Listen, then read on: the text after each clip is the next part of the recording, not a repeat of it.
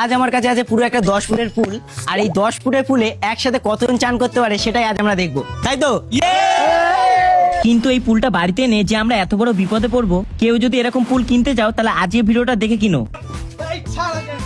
ঠিক আছে ছেড়ে দে। মালটা আমার 5,000 টাকা দিয়ে কিনতে হয়েছে, ওনারা ছাড় করছে। অ্যামাজন থেকে নিয়েছি, এটার দাম নিয়েছে 5,000 টাকা, আর এর সাথে একটা ফোলানো রয়েছে গ্যাসিং। শুধু এই পুলটা না, এক্সট্রা করে আমি এই জিনিসটা অর্ডার দিয়েছিলাম। এবার পুলটা কি এটা ছাড়া মুখ দিয়ে ফোলাবো? এটা আমাদের এক্সট্রা করে আমাকে এটা কিনতে হয়েছে, এটা পুলে হাওয়া দেওয়ার জন্য।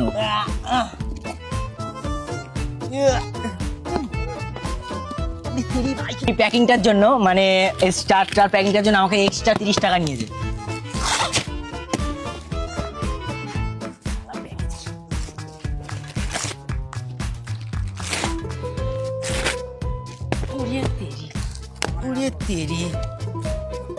ও ভাই,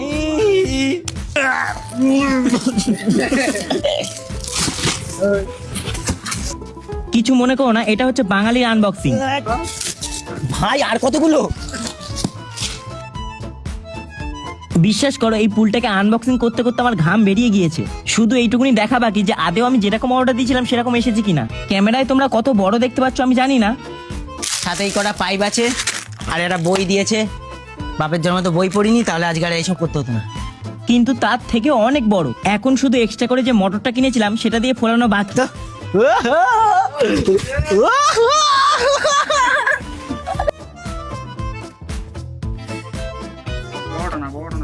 এটাই লেগেছে ঠিক, যেটা দিয়েছে।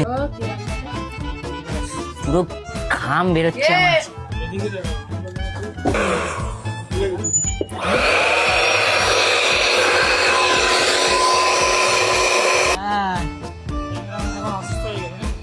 কি রে, চান করা হবে তো নাকি? চান করা হবে? চান করা হবে নাকি?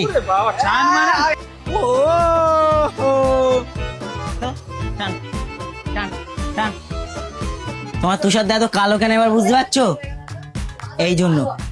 পুলটা এতটাই বড়, আমি প্রথমে ভেবেছিলাম যে নিচেই জল ভরবো, না চাইতো আমাদেরকে রোদে ছাদের মধ্যে নিয়ে গিয়ে ফোলাতে হবে। সুন্দরভাবে তোল।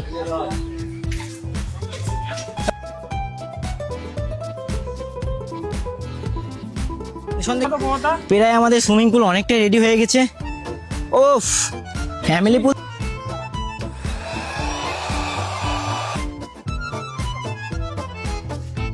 এখান থেকে শুরু হয় আমাদের বিপদ। আমরা যখন পুলটাকে অনেকটা জায়গার জন্য ছাদে তুলি, এই পুলটা নিচ থেকে যে কোথা থেকে ফোলাবো জায়গাই পাই না। দাদা আমরা চাপা দিয়ে দিচ্ছি, ভালো ভাত পুল খাটালে বেশি ভালো। দাদা 5,000 টাকা নিয়েছে আমার। পুলটা 4,500 টাকা নিয়েছে, কিন্তু নিচ থেকে ফোলানো কোনো জায়গাই নেই। এত আশা করে কষ্ট করে খাটলাম, পুলটা পুরো বেকার, আবার রিটার্ন করতে হবে।